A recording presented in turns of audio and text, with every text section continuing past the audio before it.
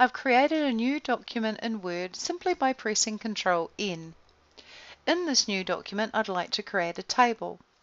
To create a table, we go to the Insert tab in the ribbon and we click the Table button.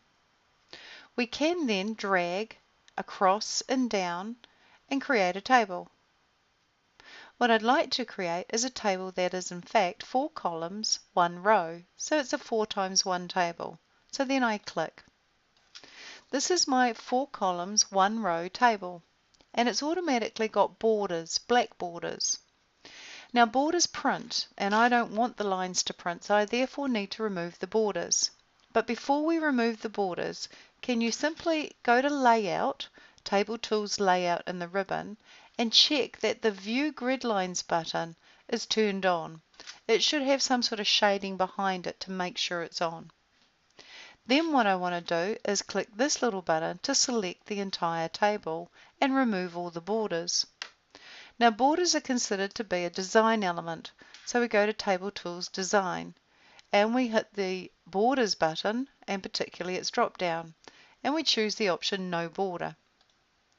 Now what we see here, if I just click in the table, are what they call grid lines. Unlike borders, grid lines don't print.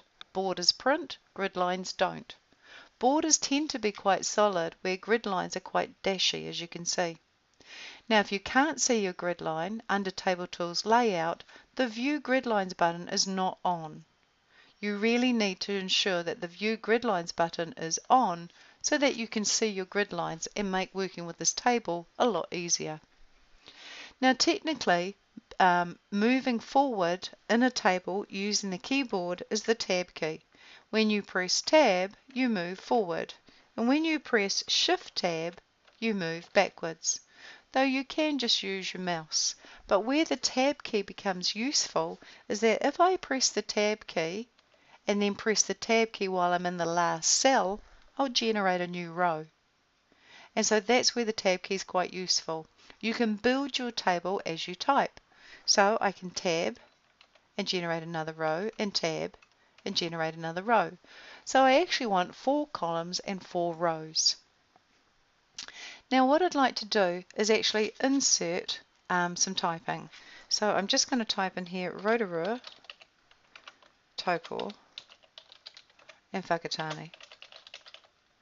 And sales, down arrow, expenses, down arrow, and profit. So I've typed into my cells. Now what I'd like to do is insert another row, but it's not at the bottom of the table, so there's no good pressing Tab. I actually want to insert a row at the top.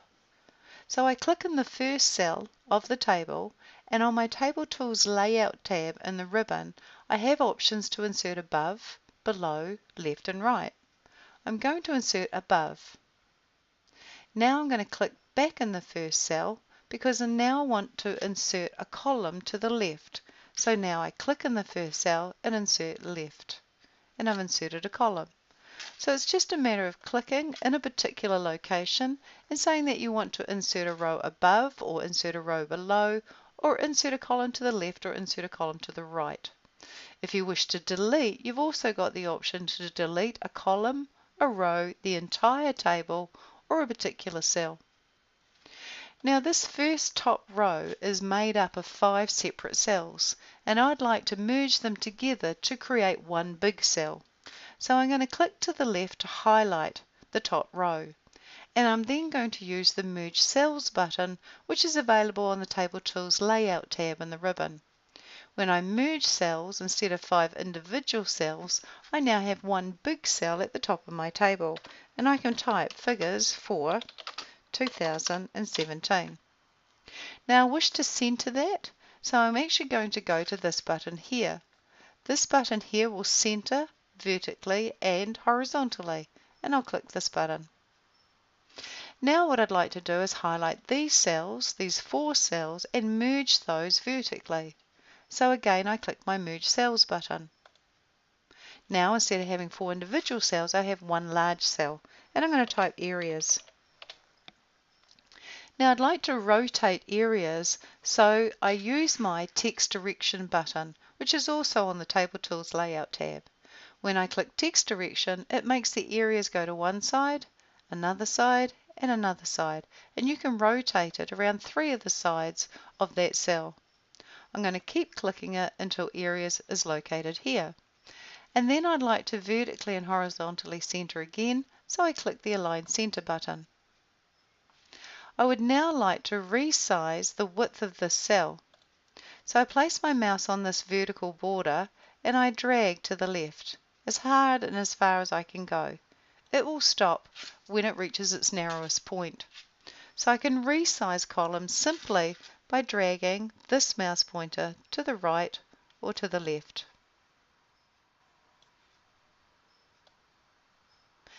If I want to distribute these 3 columns equally, I'll highlight the 3 columns and I'll simply distribute columns. And now they're all equidistant. In fact, if I want to distribute all 4 columns, I'll select all 4 and distribute columns.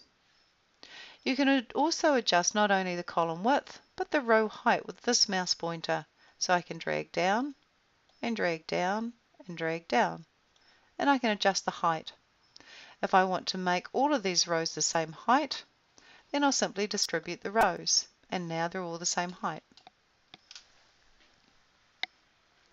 Now what I'd like to do is put the borders back onto this particular table. I'll first of all actually resize the height of the top row. And what I'd like to do is put a top and a bottom border on this cell. So borders are a design element, so we go to Table Tools Design, and we put a border on the bottom and a border on the top. So now I've got the borders on the top and the bottom of just that cell. If I wanted to see what this would look like if I was to print it, on our Quick Access toolbar we added a Print Preview button. I'll click the Print Preview button, and this is exactly what we'll print, with just a border on the top and on the bottom of the first row. If I then want to put vertical borders between the columns, I'll go out of Print Preview by clicking the back button. I'll select this group of cells here, and I'll go to Borders, and I'll ask for a left, and I'll go back in and ask for a right border. I'll drag for these 4 cells, and I'll ask for a left and a right border, and I'll select these 4 cells and ask for just a right border. And let's go to Print Preview and see what that looks like. And here you can see it's just the left and right borders of certain cells. So you can be quite particular as to what borders you want to turn on and turn off. If I want to put all the borders on, I'll go out of Print Preview. I'll select the entire table by clicking this little button, and I'll go to Borders, and I'll choose All Borders, and all the borders are back on. If I went Print Preview, I can see that all the borders would print. And out of Print Preview. What we can also do is add shading. I'll click in this top cell and I'll add some shading. And I'll click on certain cells and add more shading.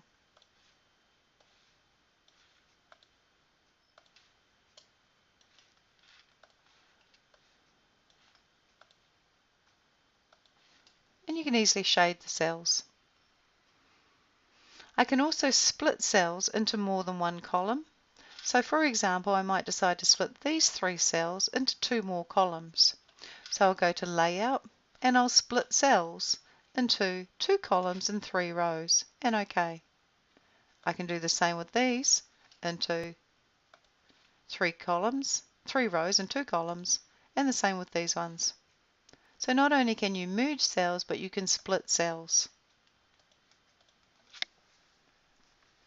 I might decide to center these particular headings here, so I select from this this cell to this cell, and I'll simply go to Layout, and I'll center them horizontally and vertically. I might decide to put numbers in these cells,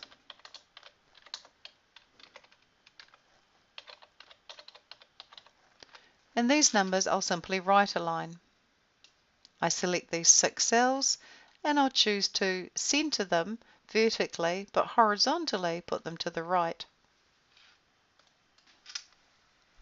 If I need to split a table, I'll simply click at a certain point, maybe this cell here, and I'll go Split Table. This splits the table in half. If I want to unsplit the table, I simply press the delete key while I'm sitting in the gap between the two tables, and it joins the table back together again. If you want to draw a table, that's always an option as well. You can, for example, go to Layout, and you can choose the Draw Table button. If I click Draw Table, I can then draw an outline. I can then start drawing rows and columns and create my own table design.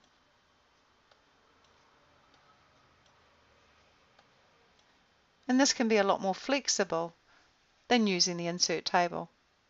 If I need to delete or erase a line, I'll go for the eraser, and I'll simply click or drag a line to erase it. And then to turn off the eraser or the draw table mouse pointers, I'll simply click select. Press escape. And that's how you can draw your own table, your own rows and columns, and erase. Tables are very strong at presenting information in an organized row and column format.